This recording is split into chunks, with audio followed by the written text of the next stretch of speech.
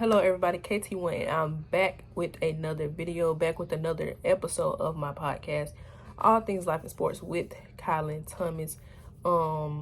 As we all know, we're in playoff season, we're in playoff mode, NBA playoff mode full effect. So what I want to do, what my goal is for the teams that the teams in the series that I'm really, invested in, that I really like, I'm gonna be paying attention to. I would like to come on and have a reaction to the game and kind of forecast and give my thoughts on how I think the future series, or how I think that next game is gonna go. That's my plan for this summer, to kind of get more content and kind of express my opinion more in the sports. So with that being said, we're gonna start. Oh, before I get into it,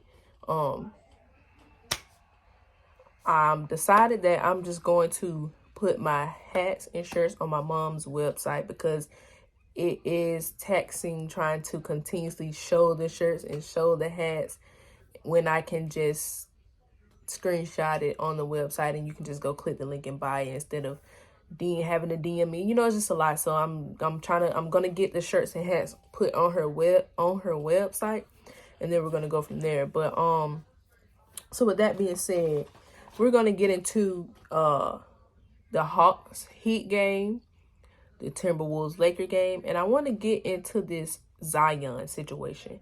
I really want to get into this Zion situation because it kind of hits home for me. Yeah, we're gonna get into it. I'm not gonna say too much on it. But so Hawks Heat. Before I start, I had the Heat winning, and I had the Timberwolves winning. So I went 0 for 2 last night. Nah, I don't think I can remember when I went over. And I was kind of pissed, especially at Anthony Edwards, especially at the Heat. They played soft. I would have never expected the Heat to play like a soft team, but because of the facade and the aura around the team and the players, Jimmy Buckets and Bam, you wouldn't think they would be soft. But kind of upset because the reason they lost is things I didn't think would happen. The Heat, I'm watching the first half of the game. They're taking so many shots, shooting. The shot is not falling. I can't remember really them trying to attack the basket, go to the basket. They could get to the basket, but it's they want to take shots. And, I didn't understand why they were doing that. And then I even heard, like they said on the broadcast, Udonis Haslem went to him and was fussing at him, attack the, that's what I'm saying, attack the basket. What are y'all doing? You see the shot, for nobody, the shot isn't falling, but y'all want to keep shooting. You're not going to you can't try to shoot your way out of a lead when your shot is not falling. Get to the basket so you can probably try to get to the free throw line and get some easy points. I don't understand what their strategy. That's why I'm were they scared? You know what I'm saying? I don't know what was going on in that situation. But, and then the first half, Trae Young wasn't you look at the score or something, you probably think, oh, Trae Young balling. Trae Young wasn't, he wasn't playing lights out. That's not what it was. But, look. This game, Heat Hawks, really came down to the Hawks just wanted it more. Look at the rebound numbers. I'm watching, and Capella was dominating the paint. Bam, I don't want to hear you say nothing else. You got dominated. What happened to the days of players saying, oh, no, I got that guy. I got this. Let me take him. I got him. I don't really see that no more. If you see Capella or a player is just straight dominating in the area, you'll say, nah, I got this. Let me get him. I'm boxing him out. I'm getting the rebound. I'm doing this. I don't understand. I wish we could see that type of basketball. Capella just straight dominating. I'm watching it. I'm talking blocks after blocks after blocks, rebound after rebound. I can't tell you how many offensive rebounds that man had. I'm thinking that when the Hawks shoot and they miss, I'm okay, Heat, let's go. He get the rebound and go back up with it. I'm y'all not making shots. You playing soft, and in the not making shots, you keep shooting. You're not attacking the basket, and then you're getting dominated on the rebound end. On the offensive, they're getting offensive rebounds on you, so they get second chance points. That's not a strategy to win. And then all I heard, like, everybody want to talk about Kyle Lowry. Like, he's just sorry. Kyle Lowry had 33 points. Kyle Lowry had 33. So we can't talk about Kyle. When it came time to step up, Kyle Lowry stepped up.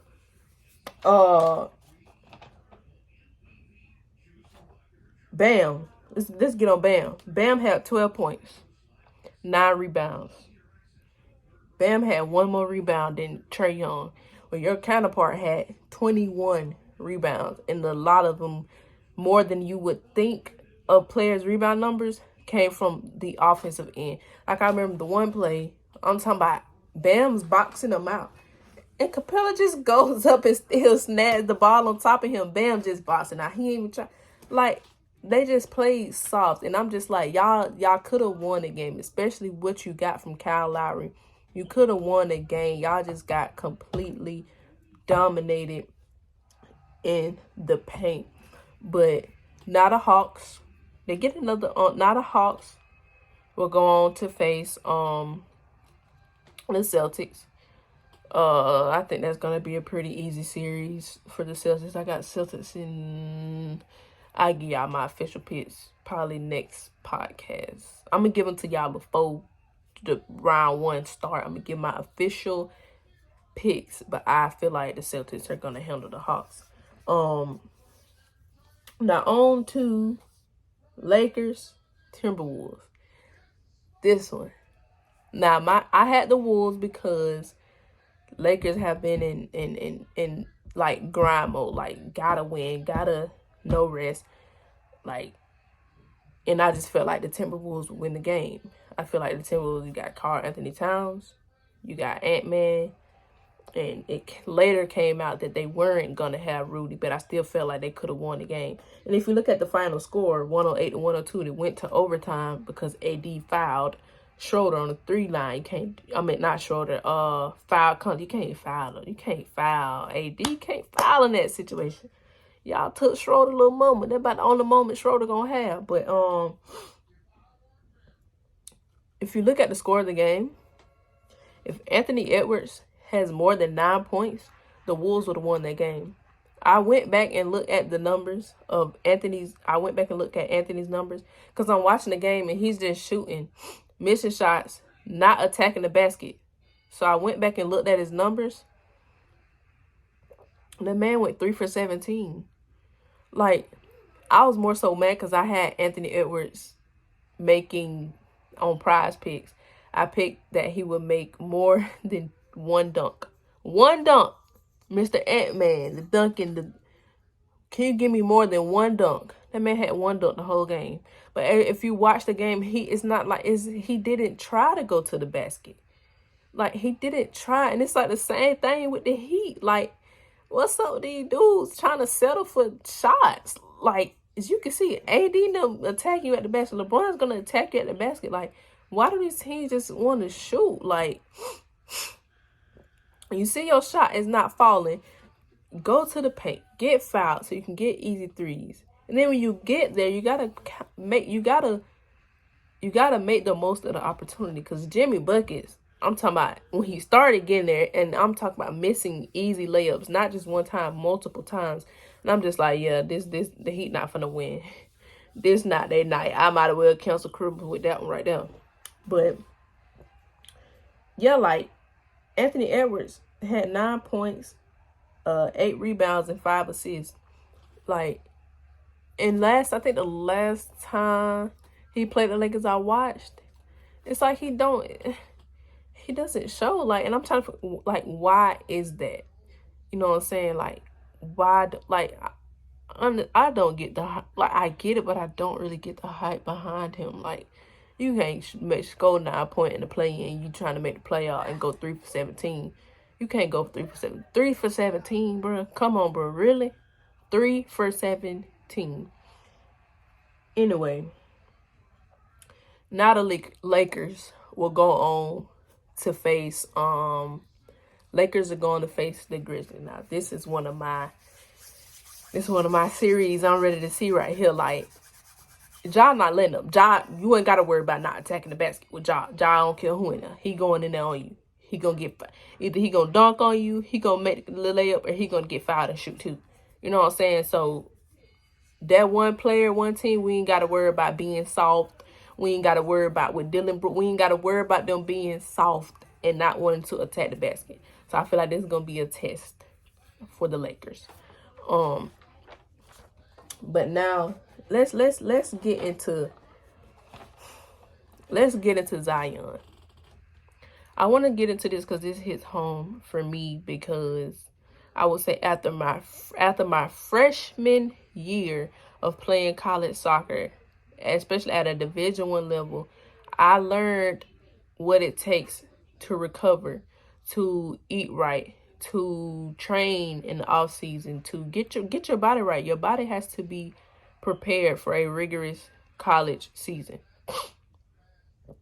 So I was just used to playing high school, club a little bit here and there, and that's it. But college, in preseason 2-a-days, it's hot outside. Weights and running in the morning. Weights and running in the morning Sunday. Then that same day in the afternoon, you got practice. Traveling, sitting on buses for hours. Like, all of that goes into account. And that's the same stuff you're pretty much doing in a profession. Now, it's probably not as rigorous as far as the preseason. I'm sure you have the 2-a-days but when you get in the season, it's like it's not the same like how they say it was back in the day. It's easy. Like, I feel like college is harder than pro, honestly, because then you got to go to classes. Like, so I learned after my freshman year of what it takes to be an elite level athlete consistently for a whole year, because that's the first time I had ever gotten hurt, because I didn't prepare my body. I didn't know what it took, but I learned of what it took. So I don't get how Zion Williamson, I mean, you went to Duke, so you knew that. You know the prestige of that school, who's came before. I'm sure how touted you were in high school. I'm sure you had conversations with current pros, pre-pros, pre-guys that played for Duke. And they telling you, look, you're going to have to lose some weight. You're going to have to, I'm sure they've been telling Zion this probably since, somebody probably has been telling him this since high school. But it didn't really matter, because you're just going to college for a year. You're still going to dominate in college. But especially after college, that's when the talk of Zion and his weight really started to become prevalent. I remember people, especially the talk shows and the talking heads, constantly saying, the Charles Barkleys of the world, the Shannon Sharps, guys who've done this and played sports at a high level, Hall of Fame level players. Charles said Moses Malone told him, you're gonna have to lose weight.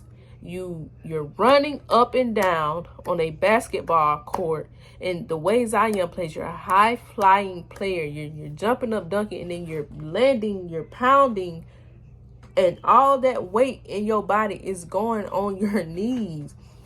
Why are you having knee issue, hamstring issue, whatever? Like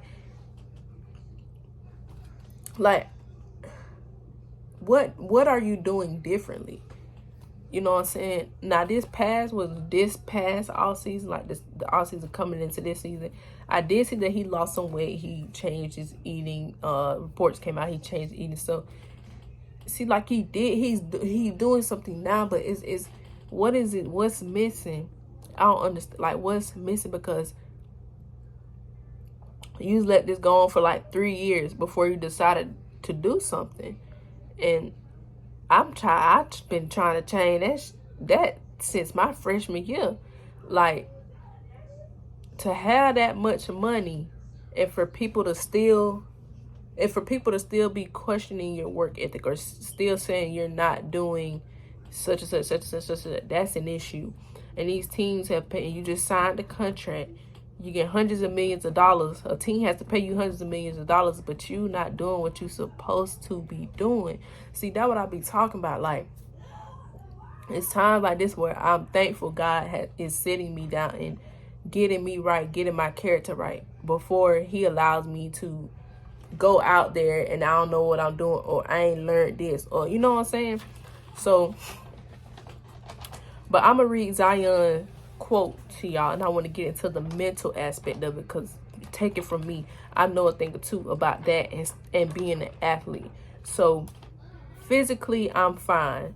Now it's just a matter of when I feel like Zion. I understand the magnitude of these games coming up, and I don't want to be out there hesitating or doing something that may affect my team in a bad way. So physically you're there. Why not play? Like Skip and his sources said, reportedly Zion has been cleared to play. It's another Kawhi Leonard situation. Zion has been cleared to play by the team staff, but he got his own staff saying, oh, nah, he's 99%. So Zion just basically said, yeah, I'm clear, but mentally he don't want to play. What they do that at? Your team is trying to get into the playoffs. Your team trying to make a play in a play-in tournament, trying to make the playoffs, and you saying, oh yeah, physically I'm clear, but mentally, I'm not there. Like, take it from me. I have been through mentals, like mental stuff with and being an athlete. Like, you gotta put that stuff, like, not put it to the side in a way, but see, for me, playing the sport would help me. Like, that's what I don't understand. Like, for a lot, like a lot of athletes just come out, like, who was it? Calvin Ridley he got suspended, but he stepped away, right? He stepped away from it. Like, I don't get how stepping away from the thing you love helps. See, me, maybe it's because I've been out so long, but I need to play. That's what's going to help me playing. And if my team is making a playoff push, I know the caliber player that I am, I'm going to be out there for my team. Like, I don't understand it. And I'm not even finna keep, like, I'm not even trying to bash him. I'm coming from a place of love. Like, you just got to tighten up, bro. You got to tighten up, especially when you continuously getting injured, continuously. Then you come out and say you're healthy. Oh, I'm healthy, but I'm not ready. His team's paying you hundreds of millions of dollars. And then when I say you're a bust, people want to come at people calling you a bust. But what have you done? Based on how you were touted coming out of Duke, what have you done? Hell, the Pelicans should have took Ja. And that's not what we thought we would be saying, because of how up here Zion was coming out of college. So, like, I'm going to just tell you, Zion, like, he just got to get his mind right. Everybody don't believe him, but you got to go to God, because you got to be able to play the game. You got to be able to play. We in crunch time. Ain't no, oh, I'm probably going to be... Nah, we got to play. Your team trying to make a push. Then there's reports coming out saying his teammates are mad at him. Hell, I would be. Because when I was hurt in college, I ain't gonna lie, I was hurt in college, but it was a nagging injury. It was one of those, I wouldn't have been able to do nothing every day.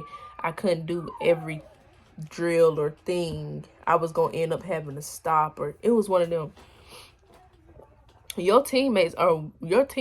you're hurt, your teammates are watching you. Your teammates are looking at you to see if you're really hurt. Because I did it with people that were hurt. We all did it. When I got hurt, I knew people watching your every move to see, is she really hurt, or is she just... Because with me, it happened in spring, when you know you ain't playing no games for real. And then I knew I was going to be leaving. I knew I was transferring. It got to a point when I was like, I could go out here and try again. But I'm saying I'm not. Because I know I'm not going to be here. I'm not going to risk re-injuring or reactivating it for a team that I know I'm finna get ready to leave. But one night, I'm out there racing a teammate. Racing. But I'm supposed to be hurt. I'm out there racing a teammate. And I thought about it. I said, ooh, I just raced her and I'm supposed to be hurt. Like, I'm not doing no morning workouts, no lifts, because I'm supposed to be hurt. But I'm out there racing a teammate. So your teammates are watching your every move. Your teammates, his teammates, they see stuff he doing, the stuff that we can't see. So for the report to come out that his teammates are mad, it's a lot more to that. But to end this thing off, I want to give y'all the series I'm most excited to watch coming up in round 1. I'm not going to give my official picks in this one. I'm going to give them in the next, probably the next one when we had a full slate. But Knicks, Cavs, Warriors, Kings, Lakers, Grizzlies, and Clippers, Suns. Those are my 4 series that I'm like, oh, these are going to be good. Like, the West is just horrible. Like, there is no clear-cut #1 team in the West. I feel like anybody out the West could do something. You could say the Suns because they got KD. They've been undefeated since he's been there. But, I mean, they've been undefeated since he's been there. But he just got to, let's see how that works in playoff format. But, that was this podcast. As I said, during the playoffs, the teams I'm more so invested in, series I'm more so invested in, my goal is to have a reaction podcast after each game of the teams that, certain games, certain teams. It's not going to be everyone.